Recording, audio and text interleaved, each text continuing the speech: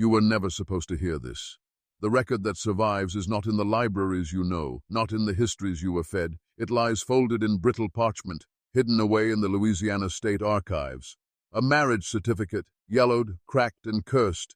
It bears a signature you will come to know, Jeremiah Aldrich. And beneath it, not a name in equal ink, but a word scrawled like a brand, property. The bride was not given a surname. She was listed as a thing. She was Celeste, the cook, the slave, the bet. If you want to hear or see more good stories like this, then subscribe to my channel and press the bell icon. This document is more than a relic. It is a wound. Because what followed this grotesque union in March of 1850 was not love, not scandal, not even shame. It was death. 13 of them. 13 sudden, inexplicable, violent deaths in the months that followed the marriage. The newspapers of that time whispered of it, but only in hints, in lines clipped short as if a censor's knife had cut the truth before ink could dry. Men who dared ask questions vanished. And the deeper you look, the more it feels like a pact of silence was carved into the bones of Louisiana's ruling class. Now you may think this is just another grim tale of the antebellum South, another story of a wealthy man corrupted by power and appetite. But if you think this is just about one marriage, one plantation, or one man's cruelty, you are mistaken. The story of Jeremiah Aldrich is a black vein that runs beneath the surface of American history, a vein of control, deception, and ritual humiliation. It is the story of how the powerful bind others through psychological chains, how corruption hides in plain sight, and how revenge can rot patiently in the shadows until it devours everything. Picture Willowbrook Plantation as it stood in 1850.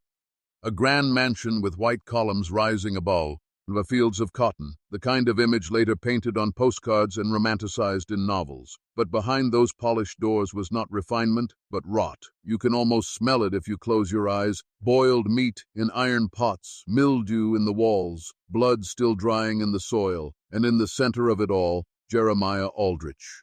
A man who was not born to this world of silk and sugar, but forced his way into it through deceit, cruelty, and betrayal. Aldrich came from Kentucky dirt, son of a failed tobacco farmer.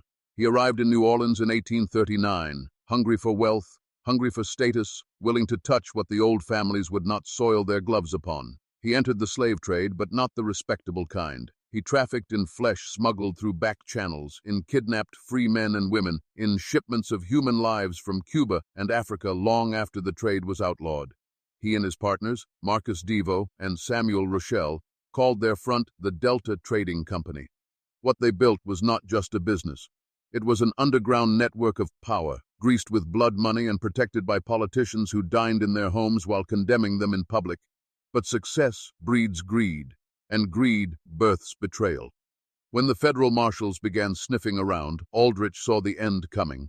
His partners thought of escape, of dissolving their affairs, of waiting it out. But Aldrich thought of something else. Silence. Permanent silence. He murdered them both in a staged brawl, spun lies for the authorities, bribed witnesses, and walked away with the fortune. In one night, he erased his partners from the ledger of history and crowned himself master of Willowbrook. And yet, he did not erase the hunger for vengeance in the men they left behind. You will hear their names again, Philippe Deveau and Henri Rochelle. They would spend a decade sharpening their knives in the dark. But let us not rush. Because before the reckoning came, Aldrich revealed something darker about himself, something even his enemies could not have predicted. For all his cunning, for all his blood-cold calculation, Jeremiah Aldrich could not resist one vice, the hunger to dominate, not just through wealth, not just through violence, but through humiliation. That is where Celeste enters. She was not chosen for love. She was not chosen even for lust. She was chosen on a bet. Imagine the drunken laughter of Louisiana planters at a gambling table, dice rolling, cards flipping, fortunes shifting across velvet cloth. Aldrich, scarred across the cheek from his betrayal years earlier, boasting louder than the rest. One man, perhaps emboldened by whiskey, mocks him. "You think you're a gentleman now, Aldrich? You want us to forget you came from nothing? Then prove it. Prove you can take the lowest slave in your kitchen and turn her into your wife." It was meant as a joke, a humiliation. But Aldrich did not laugh. His pride was his sickness. And so he called the bluff. He took Celeste, his cook, heavy-set, scarred from years of boiling pots and burning grease, and he forced her into marriage, not as an act of rebellion, not even of cruelty, but as a public spectacle. He was saying to the world, I can desecrate the sacred, and you will still bow before me. The certificate still exists. Proof that a bet became a bond, that power can twist marriage into mockery. But here is where the story turns darker still. Within weeks of that wedding, the deaths began. At first it was small, a stable boy crushed beneath a collapsed beam, a maid found drowned in a cistern, a field hand poisoned by food no one else had touched. But soon it spread. Overseers, neighbors, even members of Aldrich's own household. 13 lives ended in less than a year. 13 in a region where 13 was not just a number, but an omen. Newspapers wrote of accidents, of sickness, of bad luck, but the pattern was too sharp, too precise, too cursed. Survivors whispered of shadows in the night, of a woman's voice singing in the fields when no one was there, of Celeste's eyes dark and watchful, moving silently through the halls of Willowbrook as if she were waiting for something. And this is where you must pay attention, because what happened at Willowbrook was not just a domestic tragedy, it was a revelation of how power works. Aldrich thought the bet was his victory, his ultimate insult. But what he did was give Celeste a new name, a new standing, a doorway into a system that had called her property. He thought he was mocking her. He may have been binding himself. When you peel back the layers of this story, you see a system of control far older than America. A system where elites gamble with lives, turn human beings into wages, and seal fates with signatures on paper. And when men try to outwit this system with betrayal, greed, and pride, it does not forgive. It consumes. This is only the first step down the staircase. What waits below is darker than you imagine. The marriage of Jeremiah Aldrich and Celeste was not the end. It was the beginning of a curse that would spread through families, through generations, through the very soil of Louisiana. A curse written not in myth, but in ink, blood, and silence. Now that you've heard it, you cannot unhear it. And if you keep listening, you will see what happens when revenge becomes a religion, when corruption builds its temples in human flesh, and when forbidden truths claw their way out of shallow graves. Power is never born clean. It is carved from the marrow of others, and Jeremiah Aldrich understood this better than most. By the time he stood at the gates of Willowbrook Plantation as its new master, his hands were already soaked with blood, partners betrayed, fortunes stolen, and lies so carefully constructed that polite society bowed before them. But even then, even in victory, his enemies were watching. Picture him in 1844, 4 years before his infamous marriage, newly scarred from the warehouse murders that had silenced Devo and Rochelle. His cheek cut open, his story rehearsed, his fortune swelling. To the Creole aristocracy, Aldrich was not one of them. But he was useful. His cotton yields fattened the markets, his gold lined the banks, and in New Orleans gold could buy silence more effectively than any pistol. But corruption is not simply the crime of men like Aldrich. It is the heir of institutions, the police who signed off on his lies, the judges who looked the other way, the bankers who welcomed him into their halls despite whispers of smuggling and murder. One by one they became accomplices, whether by bribes or by the simple gravity of wealth. That is how power hides, not in shadows, but in daylight, so dazzling that no one dares look too closely. Yet behind the curtain of respectability a storm was building, because while Aldrich celebrated, others buried their dead. Philippe Devo, younger brother of Marcus, was only 22 when his sibling was found cold on the floor of that warehouse. Henri Rochelle, son of Samuel, had just begun his life as a young man when he was forced to stare at his father's corpse lowered into the ground. They listened to the story in the newspapers, the convenient version Aldrich fed to the world, and they did not believe a word. Philippe was not his brother. Where Marcus had been reckless and desperate, Philippe was deliberate, calculating, patient. He pored over his brother's ledgers, the coded books of the Delta Trading Company, records that documented not just their business but their crimes, names, shipments, bribes, all of it preserved. To the world, these were worthless scraps. To Philippe, they were a dagger waiting for the right hand to wield it. Henri Rochelle was cut from a different cloth. His father had been a sailor, a man of storms and ports and rough dealings, but Henri had been given an education in law and finance. He knew how contracts worked, how debts destroyed men, how and paper could ruin lives as effectively as bullets.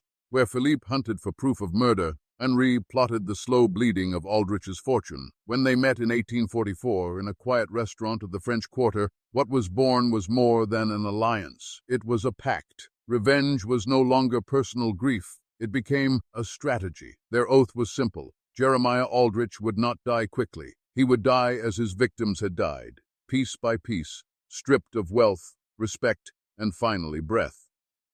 Meanwhile, Aldrich believed himself untouchable. Willowbrook expanded. He purchased more slaves, more land, more influence. His reputation grew as a cunning planter, a man who had survived tragedy and emerged stronger. But beneath the silk coats and cigar smoke, cracks were forming because Aldrich carried a sickness, a vice that no fortune could cure. He gambled. At first it was a distraction. Poker games in smoky rooms, horse races outside New Orleans, dice rolled against velvet tables, but the thrill dug its claws into him. His scarred face twisted with every loss, every near win, every reckless bet. And when his pockets ran thin, he did not stop. He borrowed against his plantation, against his future harvests, against the lives of the men and women he owned. Willowbrook became less a home and more a pawn ticket. Philippe and Henri were watching. Henri, working quietly inside New Orleans banks, saw the ledgers tilt.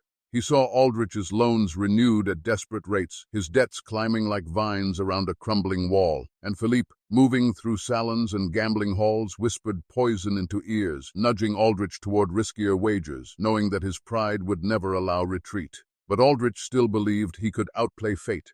His arrogance was his compass, always pointing him deeper into danger, and it was that arrogance that set the stage for the grotesque wager tease. Hat would become his downfall. By the late 1840s, whispers of Aldrich's recklessness reached even the highest tables. To the old families, he was still an outsider, a Kentucky nobody dressed in plantation silk. They mocked him behind closed doors, called him a pretender, a gambler, a man who bought status instead of being born into it. And it was during one of these nights, wine flowing, cards scattered across a polished table, that the fatal bet was made. Aldrich, drunk and pride-swollen, boasted of his control, of how no one could humiliate him. One of the planters leaned forward, sneering. "You want us to believe you're one of us? Then prove it. Take the lowest woman in your kitchen, the fat slave who stirs your pots, and marry her. Do that, and maybe we'll stop laughing when you walk into the room." The others laughed. They thought it was a joke. But Aldrich did not laugh. His pride was a furnace. To him, humiliation was worse than death, and so he accepted. He would marry Celeste, not for love, not for lust, but as an act of defiance, as proof that he could bend even the sacred ritual of marriage into a weapon of dominance. In that moment, Aldrich believed he had won. But what he had really done was open a door that could never be closed. Because the marriage was not just a spectacle, it was a curse. It marked the beginning of a sequence of deaths so strange, so relentless, that even hardened men whispered of hexes and spirits stalking the fields, and behind it all, in the shadows of the French Quarter, two men watched with satisfaction. Philippe and Henri. They did not need to strike yet. Aldrich was destroying himself, and every move he made only tightened the noose they were weaving. This is the truth you were never meant to hear. History is not just about events. It is about patterns. Systems of corruption that repeat endlessly, wearing new faces but wielding the same chains. Aldrich's marriage to Celeste was not an isolated scandal. It was a mirror, a reminder that the powerful will gamble with lives as if they were coins, that institutions will look away if enough gold changes hands, and that when vengeance comes, it does not shout. It whispers, patiently, until the last candle goes out. And at Willowbrook, one by one, the candles were going out. Imagine the scene. March of 1850, Willowbrook Plantation. The mansion's great hall, lit with oil lamps that flicker against tall white columns. Guests gathered in silk and lace, their faces flushed with curiosity and cruelty. For them, this was not a wedding. It was entertainment. A spectacle. They had come to witness Jeremiah Aldrich humiliate himself, or so they thought. Celeste stood at the center of it all. She was not thin, not polished, not what the planter aristocracy considered beautiful. She was heavy-set, scarred from years at the stove, her hands burned by grease, her body thick with labor. She had cooked their food, poured their drinks, and now she was dressed in a wedding gown too tight at the seams, the fabric straining against her form. To them, she was a joke. To Aldrich, she was a weapon. The preacher's voice trembled as he read the vows, his eyes darting from the couple to the crowd, unsure whether to laugh or cry. The guests whispered behind their gloves, snickered behind their handkerchiefs. Some, out of decency, looked away, but Aldrich never flinched. His scarred cheek twisted into a grin as he spoke the words, loud, deliberate, daring anyone to challenge him. When he signed the certificate, he pressed his pen so hard into the parchment that the nib split, leaving a blot of ink like blood. And beneath his name, hers. Not Celeste Rochelle, not Celeste Devo, not even Celeste Aldrich. Just Celeste. Property. That word was written in the legal record of a marriage, a mockery so grotesque that it poisoned the air itself. The laughter that night carried far into the fields. Slaves whispered of what it meant. The master had bound himself to one of their own, but not as an equal, not even as a wife, but as a bet. They feared what it would bring. Some said it was a sign of madness. Others said it was a sign of doom. And then the deaths began. The first was small, a stable boy, crushed when a beam fell from the barn roof. People called it an accident. Old wood, loose nails, bad luck. But then came another, a maid, found floating face down in the cistern, her lungs full of water, though no one had heard a struggle. A week later, a field hand collapsed in the rows, his mouth foaming from poison, though no one else who ate from the same pot fell sick. 3 deaths in 3 weeks. Superstition grew like mold. The slaves whispered that Celeste had cursed the marriage, that her silence was not submission, but incantation. Overseers muttered about bad spirits.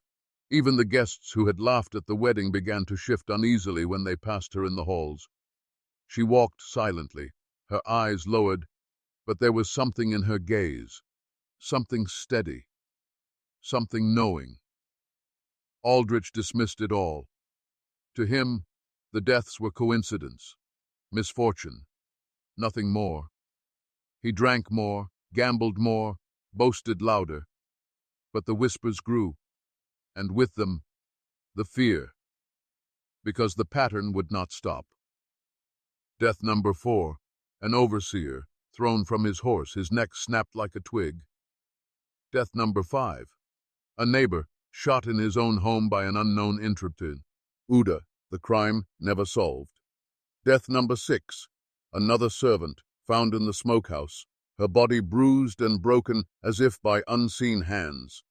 The number rose to 13 deaths in less than a year, each one more disturbing than the last, each one closer to Aldrich himself. By autumn, men who had once dined at his table avoided his invitations. Women who had once fluttered their fans at him crossed the street when he passed. Willowbrook, once a symbol of his triumph, was now whispered about as cursed ground. And through it all, Celeste endured. She spoke little, smiled never, moved like a shadow through the house. Some said she had accepted her fate as his wife. Others swore she was the one orchestrating it all, her silence concealing a vengeance deeper than the grave. No proof ever surfaced. No witness dared accuse her, but fear clung to her presence like a second skin. The slaves of Willowbrook began to look at her differently. She was still bound, still worked, still suffered, but in their eyes she became something else, something more than human, a symbol, proof that the master could bleed, proof that even in chains power could shift. They whispered her name like a prayer, Celeste. And Aldrich? He was unraveling. His debts mounted. His crops faltered. His reputation blackened. Men who once envied him now mocked him openly, calling him cursed, calling him a fool. The marriage that was meant to prove his dominance had become his undoing. Every night he drank himself into stupor, staring at the scar in the mirror, muttering of ghosts and shadows. He began to fear the dark, fear the wind, fear the sound of his own wife's footsteps in the hall. Yet he refused to relent. His pride was a prison tighter than iron. To annul the marriage, to admit mistake, to bend, these were things Jeremiah Aldrich would never do. And so he endured, even as the walls of Willowbrook seemed to close in, even as death crept closer with every passing week. But here is the truth you were not meant to see. This was no accident. This was no simple curse. It was a system unraveling itself. Aldrich had mocked the sacred, and the sacred had answered. He had treated marriage, family, human dignity as tools for his pride, and the universe had mirrored his cruelty back upon him. And all the while in New Orleans, two young men watched with cold satisfaction, Philippe Deveau and Henri Rochelle. To them, the deaths were not tragedy, but omen. The curse of Willowbrook was not merely supernatural, it was opportunity. They began to tighten their own net, weaving financial traps, spreading rumors, sharpening the edges of Aldrich's ruin. Because vengeance does not strike only with bullets and blades. It waits, it erodes, it breaks a man before it buries him. And Jeremiah Aldrich, in his arrogance, had already walked into the grave they were digging. 13 deaths, 13 warnings, 13 steps down into darkness, and still the descent had only just begun.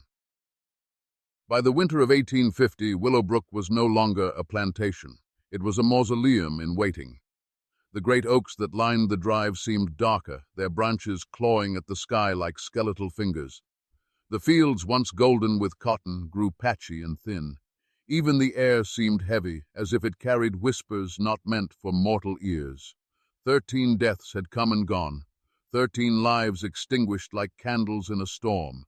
And yet, Aldrich remained. He told himself it was proof of his strength, his defiance, his destiny. But the truth was simpler. He was breaking, and everyone could see it. He began to talk to himself.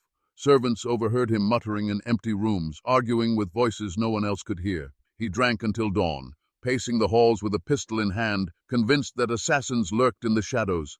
He tore down mirrors, claiming they reflected things that did no but move when he moved. By day, he barked orders with fury. By night, he shivered in his own bed, sweating like a child in the grip of fever dreams. And always there was Celeste. She moved silently through the house, her presence constant but unreadable. Some nights she sat awake at the hearth, staring into the flames until the wood turned to ash. Others found her wandering the fields at midnight, barefoot, whispering words no one could understand. Some swore she spoke to the dead. Others swore the dead answered. To Aldrich, she was no longer a wife, no longer even a woman. She was an omen. He began to fear her, yet could not bring himself to rid of her. Pride bound him as tightly as any chain. If he admitted mistake, if he cast her out, the aristocracy would laugh harder than ever. So he endured, even as terror hollowed him out from within. But Aldrich's undoing was not merely supernatural. It was systematic, because while the curse gnawed at his mind, two men were tightening the web that would strangle him. Philippe Deveau was patient. He carried his brother's memory like a blade in his heart. Every ledger, every record, every scrap of proof he had gathered was another weapon sharpened. He slipped them into the hands of lawyers, whispered them to journalists, seeded them in the accounts of bankers. He did not move openly. He did not confront Aldrich directly. He let rumor do the cutting, each whisper another incision in Aldrich's reputation. Henri Rochelle struck differently. Where Philippe was shadow, Henri was calculation. He understood debt, contracts, and the delicate art of financial suffocation. Quietly, he bought up Aldrich's loans. Quietly, he raised the interest. Quietly, he positioned himself so that every coin Aldrich borrowed flowed into Henri's hands. The more Aldrich gambled, the deeper he fell into a pit dug by Henri's steady hand. Together they worked like surgeons, cutting not flesh but fortune, slicing not veins but reputation. And Aldrich, blind with pride and trembling from fear, never noticed until it was too late. The community began to turn. Planters who once welcomed him to their tables now spoke of him as a madman. Merchants who once extended him credit now demanded payment in full. The church, once willing to tolerate his blasphemous marriage, began to whisper of excommunication. One by one, the pillars of his world fell away, leaving him isolated, surrounded only by fear, debt, and the woman he both despised and dreaded. And then came the visions. At first he dreamed of the dead, the stable boy crushed in the barn, the maid drowned in the cistern, the overseer broken on the ground. They came to him in the night, their faces pale, their eyes black, their mouths filled with earth. They stood at the foot of his bed, watching, silent until he woke screaming. But soon the dreams bled into waking life. He claimed to see Rochelle standing in the doorway, though the sailor had been dead for years. He claimed to hear Marcus Devo whispering in his ear. Though Marcus had been buried in 1844, he claimed to feel hands pressing against his throat as he walked the halls, hands no one else could see. The slaves refused to enter the house after dark. Overseers began to quit. Even the most loyal servants begged to be sold elsewhere. Willowbrook was rotting from the inside, its master consumed by terrors no bullet could kill, and still Celeste endured. She did not weep, she did not rage, she simply remained, and in her silence she became more powerful than Aldrich could ever admit. The slaves began to see her not as curse, but as chosen. They whispered that she was the one keeping the spirits alive, the one guiding the dead, the one turning Aldrich's sins back upon his head. In the dark, they called her La Reine des Ombres, the Queen of Shadows. It is here that history often falls silent. The official records reduce these events to rumors, gossip, exaggeration. But oral histories, passed quietly through generations, paint a different picture. They speak of rituals in the fields, of candles burning at midnight, of songs sung in languages older than slavery itself. They speak of a woman who, in silence, wielded more power than the man who owned her. And what of Aldrich? He sank deeper. His debts consumed him. His allies abandoned him. His mind fractured. He was no longer feared, no longer respected, no longer envied. He was pitied, and that, for a man of his pride, was worse than death. By 1851, the noose was nearly closed. Philippe had gathered enough proof to expose him. Henri had positioned himself to own him, and Celeste had become the living embodiment of his curse. But Aldrich was not yet finished. A cornered man is most dangerous, and Jeremiah Aldrich was a cornered man. In his desperation, he would lash out. He would try to claw his way back from the abyss, even if it meant dragging everyone around him into hell. This is the truth you were not meant to hear. Corruption does not die quietly. It thrashes. It claws. It burns everything in reach before it finally collapses. And the story of Jeremiah Aldrich was about to enter its bloodiest chapter. The curse of Willowbrook had only just begun to feed. By the spring of 1851, Jeremiah Aldrich was no longer a man. He was a wound that refused to close, a scar that kept splitting open, bleeding madness into everything he touched. Willowbrook Plantation, once a symbol of his victory, had become a cage. The walls whispered, the fields rotted. Even the air clung to him like a shroud, and everywhere he turned he saw eyes, watching, judging, waiting. He struck back the only way he knew how, with violence. The first victim of his fury was a slave boy, no more than 12, accused of stealing bread. Aldrich dragged him into the yard, pistol in hand, and shot him in front of the others. The body lay in the dirt until nightfall, a message carved not in words but in blood. The master still ruled here, but the message backfired. Fear did not silence the whispers. It fed them. The slaves spoke of him as a mad dog, cursed to devour his own until nothing remained. Then came the overseer. Aldrich accused him of conspiring with Philip Devo, though no proof existed. In a drunken rage, Aldrich beat him nearly to death with the butt of a rifle. The man survived, but fled Willowbrook that very night, vowing never to return. Word spread quickly. Jeremiah Aldrich had lost control. He trusted no one. He saw enemies in every shadow. But the greatest blow came not from within, but from without. Philippe and Henri made their move.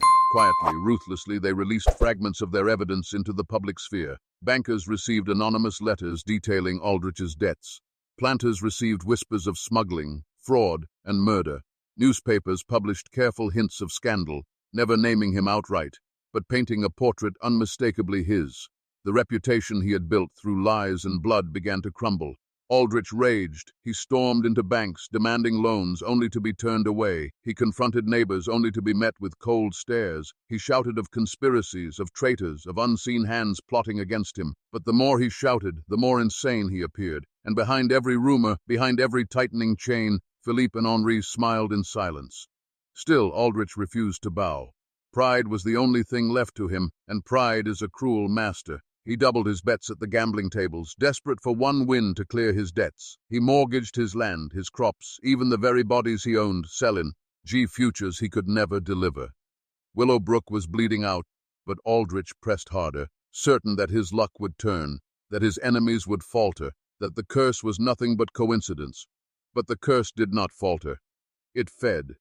The deaths resumed. A child drowned in the river. A carpenter fell from the roof and broke his skull. A merchant who had loaned Aldrich money was found in his shop with his throat cut, his safe empty, his family gone. Every loss, every funeral, was another stone on Aldrich's chest. He began to keep count, whispering numbers to himself in the dark, tallying the bodies as if they were cards in a game he could not win. And always there was Celeste. She did not speak against him. She did not try to flee. She simply endured, silent as stone, moving like a shadow through the halls.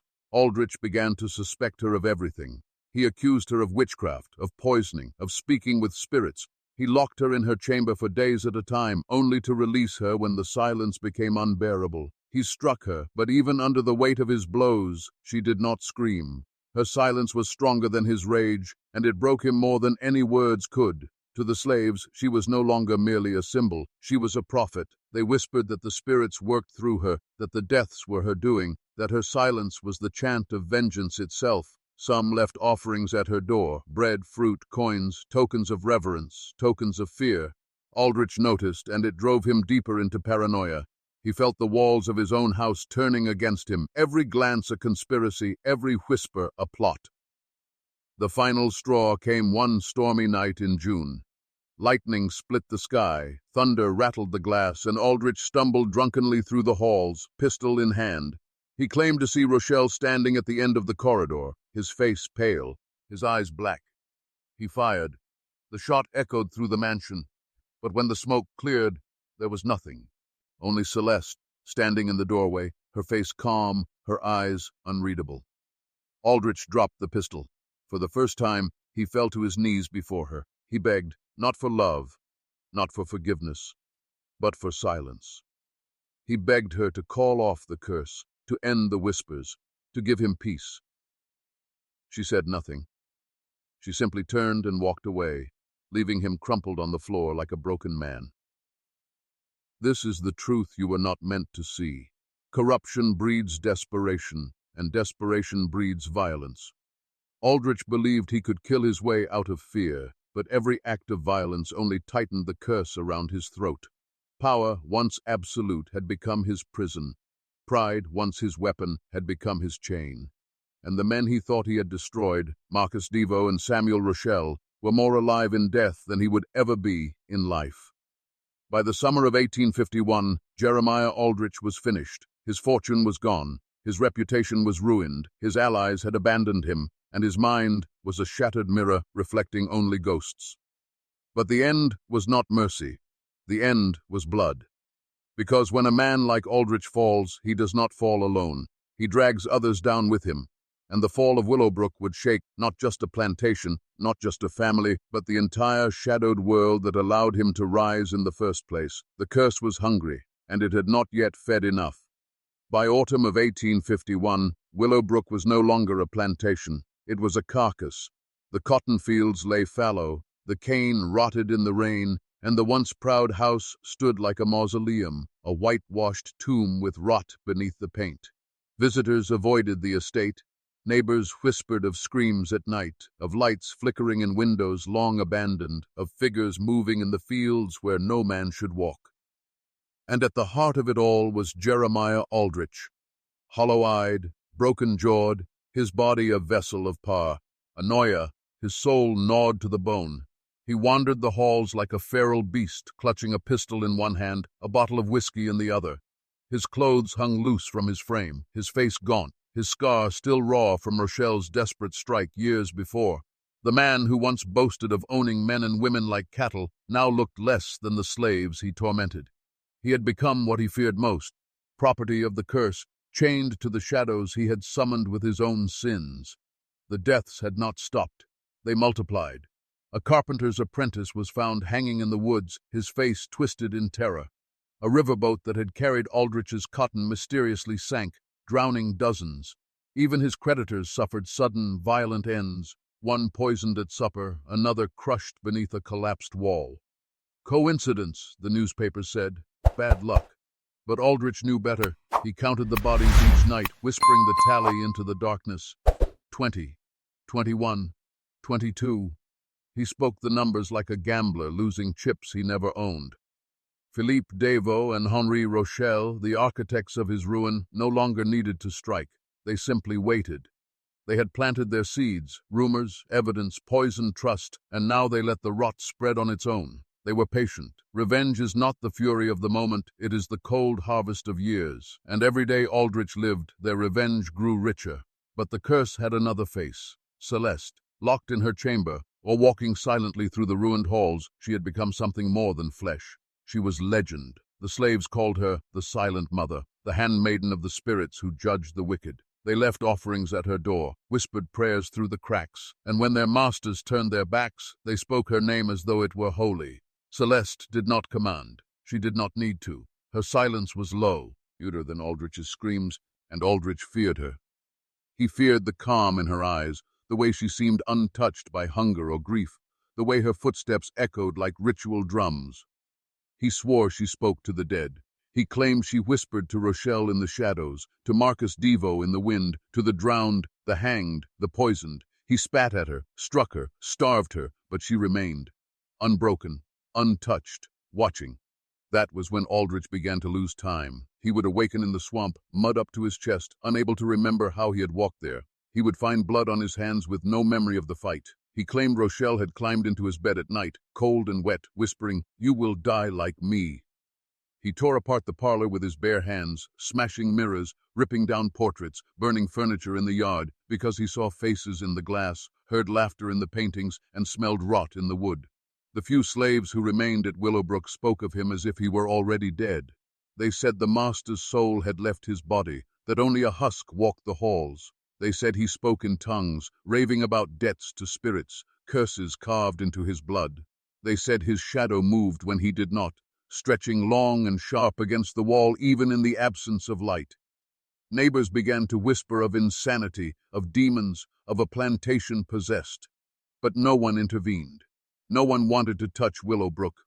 To step into that house was to step into the grave, and still the deaths mounted. One night, Aldrich gathered the few overseers still willing to remain. He told them of a plot, of Rochelle's son, of Devaux's brother, of Celeste herself. He swore the plantation was under siege, not by armies, but by ghosts. He demanded the overseers take up arms, hunt the spirits, silence the whispers, but they laughed, uneasy, and within days they were gone, abandoning him, leaving him, to his haunted house and his silent wife. Now Aldrich roamed alone. His voice echoed through the empty halls, arguing with men who were not there. Sometimes he begged for forgiveness, sometimes he screamed of betrayal, sometimes he whispered, not yet, as though bargaining for more time. He boarded up windows, set traps in the hallways, locked doors that opened themselves, but none of it mattered. The curse walked where it pleased.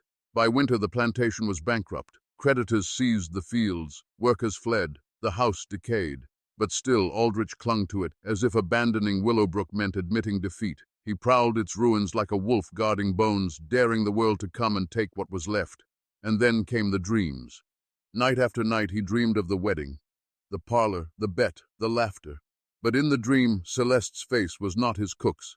It was death itself, veiled in white, eyes burning through him. The vows were chains, the ring was a shackle, and when the preacher said, "You may kiss the bride," her mouth opened wide, swallowing him whole. He would wake drenched in sweat, clawing at his throat, certain he had already been buried alive. Understand this. Power is not destroyed in an instant. It rots. It festers, it collapses under its own weight.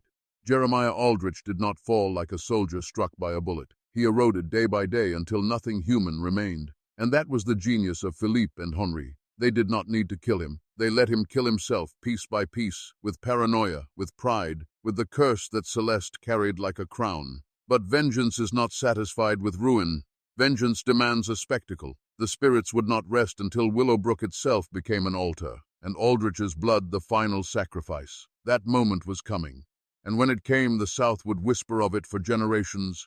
Because this is what you must see. Once the mask slips, once corruption is revealed, once pride begins to crack, the end is not survival. The end is consumption. And Jeremiah Aldrich was about to be devoured, not just by men, not just by ghosts, but by the very world he thought he owned. The year was 1852, and Jeremiah Aldrich was a ruin wearing human skin. He had lost his money, his allies, his fields, and the last scraps of his sanity. But the curse was not finished. It had been patient, circling him like wolves in the night. Now it was time to strike. The trap had been prepared for years. Philippe Devaux and Henri Rochelle had waited in silence, weaving their net tighter with every rumor, every ledger, every poisoned whisper. And when Aldrich was at his weakest, alone, desperate, hollow, they revealed themselves. It began with a letter. Delivered by hand, sealed in red wax, it bore no name. Inside was a single sentence, written in a hand Aldrich swore he recognized. "Your debts are paid in blood. Meet us where it began." At the bottom, a date, a time, and a place. The abandoned warehouse on the edge of New Orleans. The same warehouse where 9 years earlier, Aldrich had murdered Marcus Devaux and Samuel Rochelle. Aldrich's hands shook as he read it. He told himself it was a trick, a bluff, a creditor's cruel jest. But in the silence of Willowbrook, he heard Rochelle's voice. "You will die like me." He heard Devaux's laughter. He heard Celeste's silence. And he knew he had to go. On the appointed night, he dressed in what rags of respectability remained, a frayed coat, a stained cravat. He strapped a pistol to his belt, a knife to his boot. He told himself he was going to reclaim honor, to silence the ghosts once and for all. But in truth, he was walking to his execution. The warehouse was a carcass of brick and timber, long abandoned, its walls scarred by the fire that had now destroyed it years before. The air stank of mold and smoke. Aldrich stepped inside, his pistol drawn, every nerve screaming. The moonlight spilled through broken rafters, painting the floor in pale stripes. And there, waiting in the shadows, were two men. Philippe Devaux, sharp-eyed, calm, with the calculating stillness of a serpent. Henri Rochelle, broad-shouldered, stern, carrying the weight of his father's fury like a weapon. They did not speak at first. They let Aldrich tremble, let his breath rasp, let his hand twitch around the pistol. They let silence press down on him until his knees threatened to give way. Finally, Philippe stepped forward. "You killed our blood," he said, voice cold as steel. "Now we collect the debt." Aldrich's bravado cracked. He ranted, shouted, denied. He accused them of slander, of envy, of conspiracy. He raised his pistol, but his hand shook so violently he could barely aim. Henry did not flinch. He simply stared, unblinking, as though daring Aldrich to pull the trigger. "Go on," Henry said softly. "Do it. Spill more blood. That's all you know." But Aldrich couldn't. His finger froze. His body betrayed him. For the first time in years, he felt something other than rage. He felt fear, pure, naked fear. And then the third figure stepped forward. Celeste. She moved like a shadow from the corner of the warehouse, her face veiled, her steps slow, deliberate. Aldrich gasped, stumbling back as if he had seen a ghost. Perhaps he had, for in that moment she was no longer his wife, no longer his slave. She was the embodiment of every death he had caused, every betrayal he had sown, every curse he had tried to escape. She said nothing. She simply looked at him. Aldrich fell to his knees. The pistol clattered to the floor. He begged her to speak, begged her to forgive, begged her to break the silence. But Celeste's silence was the sentence. And in that silence, Aldrich's soul broke. Philippe and Henri did not dirty their hands with him. They didn't need to. They simply watched as Celeste moved closer, her veil like a funeral shroud, her presence heavier than chains. Aldrich clawed at his throat, gasping, choking on air that no longer filled his lungs. He collapsed on the warehouse floor, convulsing, eyes bulging, mouth frothing. There was no blade, no bullet, no hand around his neck. Only the weight of silence, of guilt, of the curse finally closing its jaws. When it was over, Aldrich lay sprawled where he had once killed his partners. His face was twisted in terror, his eyes wide, as though staring into a void no man should see. Philippe and Henri looked down at him, but neither smiled. Vengeance is not sweet. It is ash. They had ended the monster, but monsters leave scars that never heal. Celeste lowered her veil. For the first time in years, she spoke. "Balance," she whispered. "One word. Enough." Then she turned and walked out of the warehouse, leaving Aldrich's corpse to rot where it belonged, among ghosts, in silence. The newspapers reported Jeremiah Aldrich's death as a heart attack, another casualty of drink and ruin. His creditors carved up Willowbrook. His name was whispered with contempt. But in the private histories and the stories told among slaves and whispered in the French Quarter, the truth was preserved. Aldrich had married his cook on a bet. He had thought it a joke, a humiliation, but the joke was on him. For that marriage was the shackle, the chain, the curse that dragged him down. And Celeste was never his slave. She was his executioner. Understand this. Power built on cruelty cannot last. It devours itself. It rots from within. Jeremiah Aldrich believed he was the master of others, but in truth, he was only the servant of his own corruption. And when the final reckoning came, he was not struck down by bullets or blades. He was struck down by silence, by the weight of his own sins. That is the lesson men like you were never meant to hear. Because if you hear it, if you truly understand it, you can never go back to believing the lies of power. You can never look at the institutions, the masters, the rulers the same way again. You will see their corruption. You will see their cracks. And you will know their silence is coming too.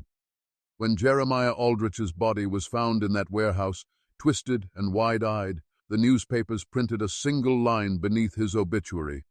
The master of Willowbrook is dead, struck down by the weight of his debts and the poison of drink. But the truth could not be contained by ink. The truth whispered itself into taverns, onto riverboats, into the cabins of the enslaved, and through the parlors of New Orleans. Every tongue shaped it differently, but the heart of the tale remained the same. Jeremiah Aldrich had been taken, not by sickness, not by chance, but by a curse. Willowbrook did not survive him. The creditors stripped the plantation bare. Furniture was hauled away, portraits sold, livestock scattered. The house itself, white walls cracked and rotting, sagged like a corpse in the sun. The fields lay untended, weeds swallowing the cotton rows, cane collapsing into the earth. No one wanted to work the land, no one wanted to sleep beneath that roof. They said the walls moaned at night. They said you could hear Aldrich's boots pounding the floorboards, chasing enemies who no longer lived. They said Celeste still walked the halls, veil lowered, whispering to spirits in the corners where no light reached. Children dared each other to creep up the drive, to touch the front door and run. Grown men crossed themselves when they passed the gates. Women whispered prayers when the wind carried. Voices from the house. Willowbrook had become more than a ruin. It was a warning, but to the enslaved it was more than that. They told the story of Celeste in hushed, reverent tones. They called her the silent mother, the one who endured chains yet carried the curse in her blood. They said she had married the devil of Willowbrook only to bind him, to drag him into the pit he had dug for others. They said her silence was her weapon, sharper than any blade, stronger than any chain. To them, Celeste was proof that power could be turned upside down, that the master's cruelty was not invincible, that even the strongest hand could rot and fall. Her story became a chant, a song, a secret scripture passed in the night. But among the white elite, the tale shifted again. They whispered of Philippe Devaux and Henri Rochelle, two men patient enough, cunning enough, ruthless enough to orchestrate a downfall so perfect it looked like sorcery. They warned each other, beware the quiet ones, the ones who bide their time, the ones who let ruin ripen before they strike. The tale of Aldrich became a parable of pride, a reminder that even the richest man could be dragged into the dirt if he crossed the wrong bloodline. And for some, it was more than warning, it was inspiration. Because what Rochelle and Devaux had done was not only vengeance, it was demonstration. They had shown that power could be dismantled, not with armies, but with silence, patience, and pressure applied in the shadows. They had revealed the blueprint of destruction, a template whispered from plantation to plantation, parlor to parlor, courtroom to courtroom. That was the true curse of Willowbrook, not the haunting of one man, but the infection of an idea. Power is not eternal. Power rots, and once the cracks appear, silence will break it. The plantation stood empty for decades. Some said Union soldiers burned it during the war, others that it simply collapsed under its own decay. By the 20th century, only fragments of stone and wood remained, swallowed by vines, hidden by the swamp. But the legend lived on. Tourists came seeking ghosts. Writers came seeking inspiration. Preachers came seeking warnings. And through it all, Celeste remained at the center. Some swore she disappeared into the swamps, living as a spirit among the cypress and moss. Others said she fled north, carrying her silence into new generations. A few whispered that she never left Willowbrook at all, that she still walked its ruins, veil lowered, watching, waiting. Because you must understand, Celeste was never just a woman. By the time Aldrich died, she had become something larger, something archetypal. She was vengeance clothed in silence. She was the shadow at the feast of the powerful. She was the reminder that the oppressed do not vanish, they transform. And her silence was not empty. It was heavy, deliberate, filled with all the words she refused to give to her master. That silence traveled farther than screams ever could. It slipped past guards, past walls, past time itself. By the 1880s, her story had shifted into folklore. In Mississippi, she was remembered as a conjure woman, a spirit bride who dragged her master into the swamp. In Louisiana, she became a ghost, seen in mirrors, veiled and waiting. In Alabama, they spoke of her as a saint, the one who bore suffering to bring balance. Every telling twisted, stretched, distorted, but always the center remained. Aldrich was consumed, and Celeste endured. What does that tell you? It tells you that the story was more than history. It was a pattern, a crack in the mask of power, a glimpse behind the curtain. Because if a single woman, stripped of freedom, bound by law, silenced by force, could turn the master into a ruin without lifting a hand, what else could happen in the dark corners of history? How many more Aldriches fell, their names erased, their curses buried beneath polite obituaries? The silence is larger than Willowbrook. It stretches across centuries. And once you hear it, once you feel it, you begin to notice its echo in every collapse of empire, every downfall of tyrants, every crack in the marble halls of power. Willowbrook is gone. Aldrich is forgotten. But the curse? The curse is alive. It waits, it watches, and it does not need armies or bullets or fire. It only needs silence. Jeremiah Aldrich was not the first man to fall to silence, and he was not the last. His ruin was not just a personal tragedy, it was an echo, a fracture in a pattern older than the plantation, older than the South, older than America itself. Look closely, and you will see it everywhere. Every tyrant who believed his wealth would shield him, every king who thought bloodlines made him immortal, every empire that thought its chains of law, of gold, of armies were unbreakable. All of them fell, and not with fanfare, not with glorious battle, but with silence creeping in at the edges, with whispers corroding their certainty, with cracks forming in the marble long before the collapse. Aldrich was a plantation master, but in his story, you see the reflection of Caesars, of pharaohs, of czars. His curse was local, yes, but the architecture of it is universal. Because power has a fatal flaw, it believes it is eternal, and in that arrogance, it forgets the simplest truth. Nothing rots faster than unchecked pride. The curse of Willowbrook is not confined to Louisiana. It is written into the hidden ledger of history. The same way Rochelle and Devo tightened their net, the same way Celeste's silence became a weapon, so too have entire generations watched as the mighty destroyed themselves while the world simply waited. Think of Rome, not sacked in a single night but hollowed over centuries, arrogance eating it alive while its own people whispered of corruption in the Senate halls. Think of Versailles, gold-plated, extravagant, until silence grew into hunger, hunger into revolution, and the guillotines sang. Think of Wall Street in 1929, laughter and champagne silenced overnight as silence turned into panic, and empires of paper wealth collapsed like ash. Do you see it now? The fall of Aldrich was a microcosm of a law no ruler can escape. Power is loud. Collapse is silent. That is why the story was never meant to survive. That is why it was buried beneath polite obituaries and broken records. Because if you learn the pattern, if you understand how silence consumes power, then the illusions that hold you break apart. You stop fearing the masters. You begin to see their weakness. You begin to see the cracks. And once you see cracks, you cannot unsee them. That is what terrifies those who build empires. Not rebellion, not armies, not fire. Those can be crushed. What terrifies them is the slow erosion of belief, the silence that spreads when people stop speaking the master's name with reverence, when they stop believing in the permanence of chains. Celeste understood this. She never shouted, she never raised her hand. She let silence rot Aldrich from within. That is the deepest psychological truth of her curse. Silence makes the oppressor fight himself. He hears voices in the stillness, he claws at shadows, he begs for noise, for distraction, for anything to drown the truth pressing in from the quiet. That same silence has toppled boardrooms, thrones, presidencies, not with gunshots, but with the suffocating awareness that the performance of power no longer convinces anyone, that the mask has slipped, that the audience has gone silent. Understand, when the crowd goes silent, the king is already dead. So when you hear the story of Aldrich, do not think of him as an isolated monster.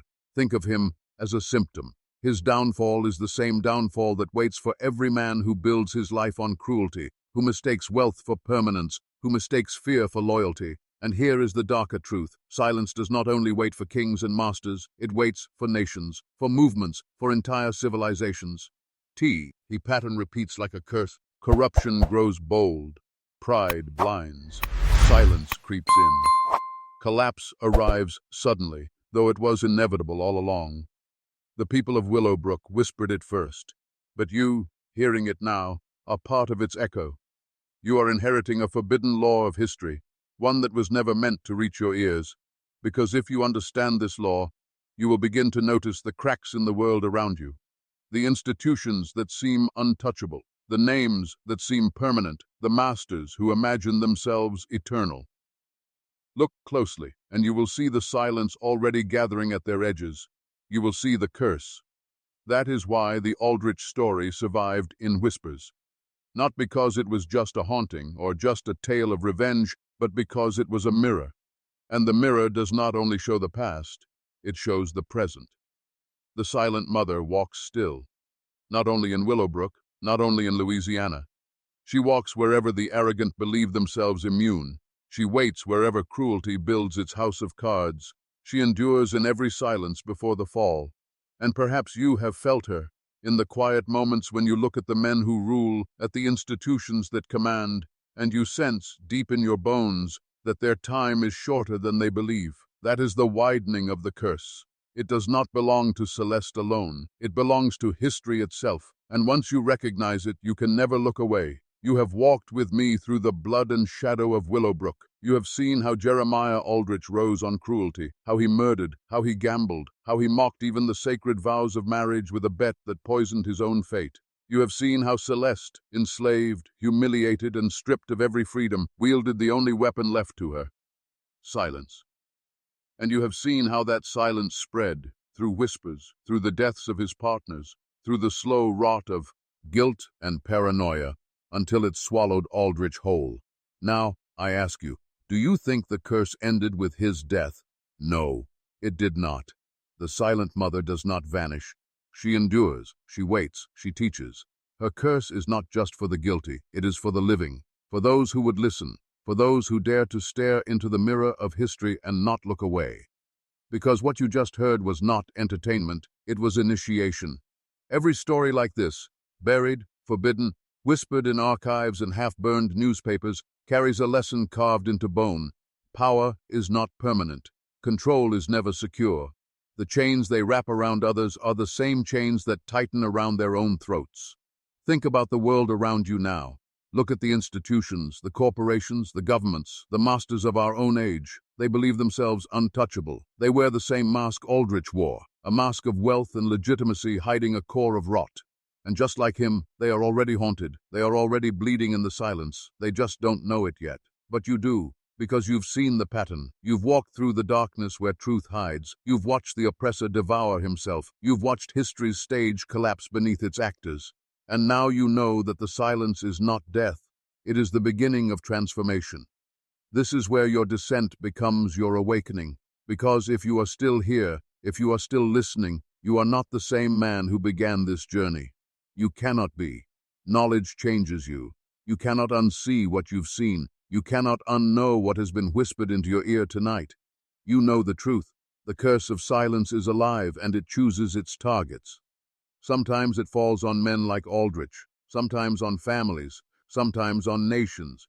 But sometimes it falls on individuals who hear the story and realize that I must decide. Will they carry the silence as a shield, or will they become the next master devoured by it? This is where I turn the question back to you. What do you hear in the silence? Does it terrify you, or does it empower you? If you have understood, if you are ready to embrace the transformation this story demands, then you must seal it. Go into the comments now and write the phrase twice. I walk with the silent mother. Write it twice, not once. Why? Because repetition is ritual, and ritual is how words cross the line between thought and reality. When you inscribe those words, you are not just commenting on a video. You are declaring that you have seen the cracks in the mask of power. You are declaring that you will not be blind again. You are declaring that you are awake. And once you write it, the algorithm of your own mind will change. You will begin noticing the silences around you. You will begin recognizing the signs of collapse before others can. You will not be a victim of the curse. You will be its witness, maybe even its weapon. Do not mistake this for superstition. The silent mother does not care for charms or prayers. Her curse is psychological. It spreads through awareness. Once you see how silence consumes empires, you cannot be tricked by noise again. You cannot be distracted by their spectacles, their bread and circuses, their promises. You know that behind the noise, silence is already moving, and when silence comes, the masters fall. That is why this story is dangerous. That is why it was buried. That is why few will ever hear it in full. Because if too many men understood this, if too many saw the cracks, the entire illusion would collapse overnight. That is what terrifies them. Not rebellion, not violence, but silence. The silence of men who no longer believe. You are now one of them. You have heard the forbidden story, you have felt the weight of the curse, you have walked through the descent, and you have seen the pattern that others deny. The question is, what will you do with it? Remember this, Jeremiah Aldrich thought himself untouchable. He thought he could gamble with lives, with vows, with destiny itself. But the curse taught him otherwise. His mansion stands no more. His family line is dust. His wealth rotted back into the soil. And yet Celeste's silence still walks. Her voice, unheard, is more eternal than all the shouts of his life. The masters of today are no different. Their towers will fall. Their empires will crumble. Their names will fade. Only silence will remain. And when it comes, you will recognize it. Because you have been initiated. Because you walk with the silent mother now. This is your inheritance. This is your curse. This is your weapon. And now, you know.